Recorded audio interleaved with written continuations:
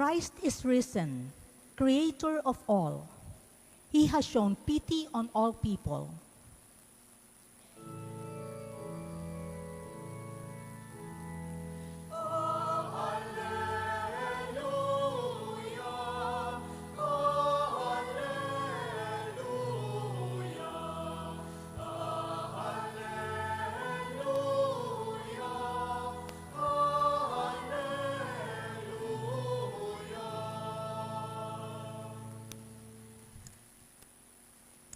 The Lord be with you. And with your spirit. A reading from the Holy Gospel according to John. Glory to you, O Lord. At that time, Jesus revealed himself to his disciples at the Sea of Tiberias. He revealed himself in this way. Together were Simon Peter, Thomas called Didymus, Nathanael from Cana in Galilee, Zebedee's sons, and two others of his disciples. Simon Peter said to them, "I am going fishing." They said to him, "We also will come with you." So they went out and got into the boat. But that night they caught nothing. When it was already dawn, Jesus was standing on the shore, but the disciples did not realize that it was Jesus. Jesus said to them, "Children, have you caught anything to eat?" They answered him, "No." So he said to them, "Cast the net over the right side of the boat, and you will find something." So they cast it, and were not able to pull it in because of the number of fish. So the disciple whom Jesus loved said to Peter, "It is the Lord." When Simon Peter heard that it was the Lord, he tucked in his garment, for he was lightly clad, and jumped into the sea. The other disciples came in the boat, for they were not far from the shore, only about 100 yards, dragging the net with the fish. When they climbed out on shore, they saw a charcoal fire with fish on it and bread. Jesus said to them, "Bring some of the fish you just caught." So Simon Peter went over and dragged the net ashore, full of 153 large fish. Even though there were so many, the net was not torn. Jesus said to them, "Come, have breakfast." And none of the disciples dared to ask him, "Who are you?" because they realized it was the Lord. Jesus came over and took the bread and gave it to them, and in like manner the fish. This was now the third time Jesus was revealed to his disciples after being raised from the dead. My dear friends, the Gospel of the Lord. Praise to you, Lord Jesus Christ. Good morning po sa inyong lahat. Pakibati ang mga katabi nating good morning. We are now on the first Sunday of the month of May. And they say that May is the month of Mama Mary and the month of all the mothers. May 1, we started our May flower offering.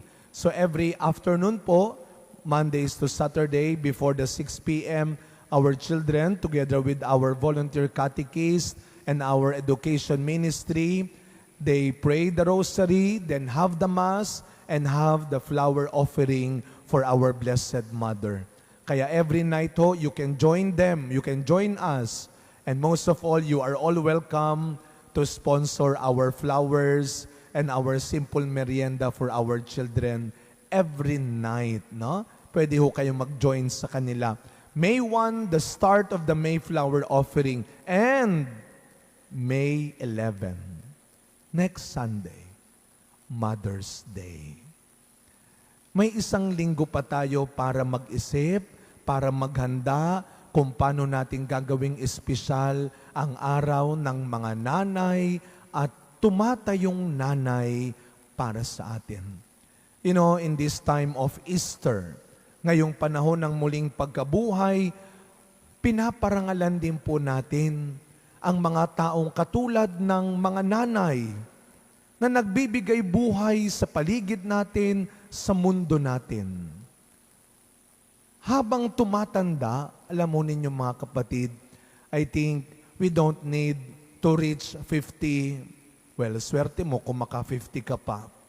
But we don't need to wait to reach 50 years old. Pero sana habang tumatanda, dapat natututunan na po natin yung elimination round sa buhay. Ano yung elimination round? Hindi lahat. Huwag mong piliin yung mga nagpapaikli at sumisira ng buhay. Doon ka sa magpapabuti, magpapaganda araw-araw ng iyong buhay. Elimination. Not all. Not everything.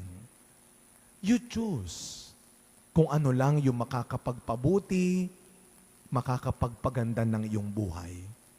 Alam mo ninyo, sa muling pagkabuhay ni Kristo at sa ating ebanghelyo, sa ikatlong beses na siya'y nagpakita sa 7 alagad sa kanyang muling pagkabuhay, mayroon siyang mahalaga. Mayroon siyang mabuting itinuturo at pinagagawa sa kanyang mga alagad. When Jesus asked Peter, meron ba kayong nahuli? Ano ang sabi nila? Wala. Anong sabi ni Kristo sa kanya? Anong sabi ni Kristo kay Pedro? Si Pedro, tandaan natin, ay professional na fisherman. Ganon din ang kanyang mga kasama. Kaya kabisado niya, alam niya kung makakahuli siya o hindi. But then Jesus came and said, dun sa kabila mo ihulog ang iyong lambat at merong kang mahuhuli. Jesus was telling them, you change your way. You change your position. You change your perspective.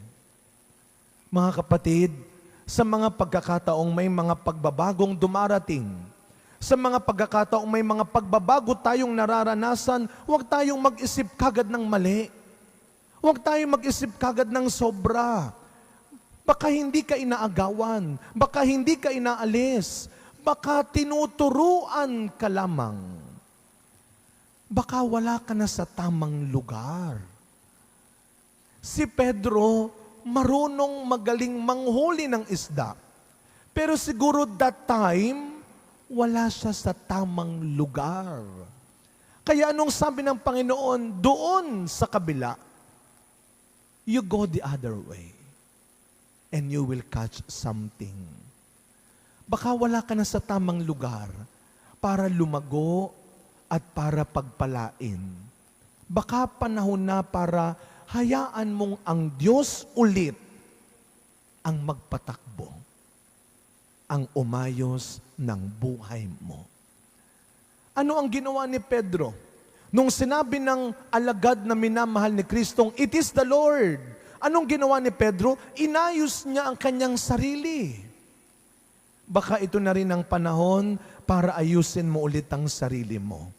Huwag kang mayabang, huwag kang matakot, huwag kang magduda na umayos ulit, na maayos ulit sa ikapapayapa at ikabubuti ng buhay mo. Allow God to change your life again. And let God change your life again. Now, speaking of change, alam mo ninyo, ilang linggo na ho nating tinutulungan ang mga ilang bata sa ating feeding program.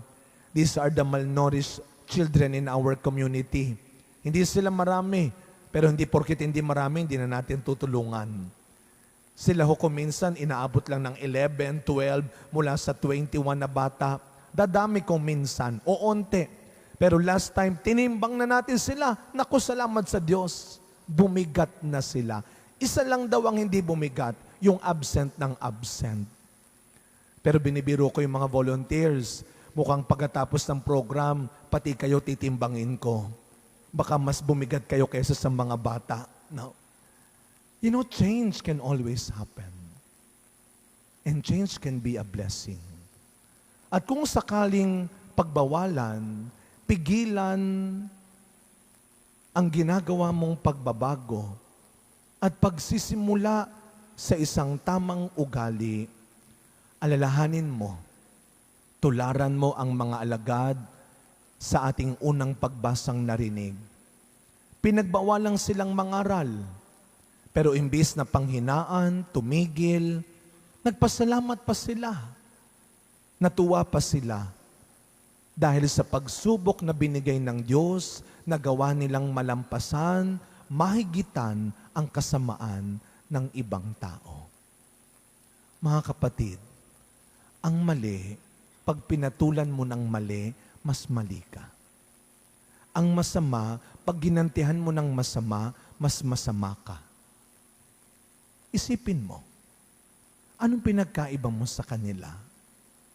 Kung tunay kang alagad ni Kristo, kung tunay kang sumusunod kay Kristo, at naglilingkod kay Kristo, araw-araw, at least, you try.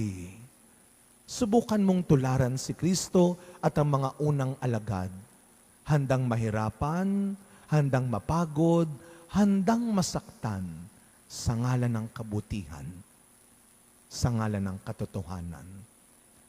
At napakaganda po ng vision ni St. John in our second reading, kung paanong niluwalhati, pinuri, pinarangalan ang katapangan at katapatan ni Kristo laban sa kasamaan. Makinig po kayo.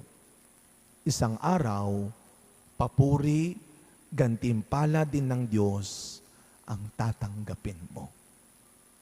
Magbago, hindi dahil sa mundo, kundi para kay Kristo. As we continue this celebration, my dear friends, ilang araw na lang, pipili na ng bagong Santo Papa ang leader ng ating simbahang Katolika. Isang linggo na lang, pipili ng mga bagong leaders ng ating bansa. Pero araw-araw, pinipili ka ng Diyos na maging bago mula sa isang mali at luma mong ginagawa. Lagi kang maging handa, hindi lang sila, kundi ikaw ang dapat ding ilagay sa mas tama at mabuting kalalagyan. The only permanent thing in this world is change. Amen.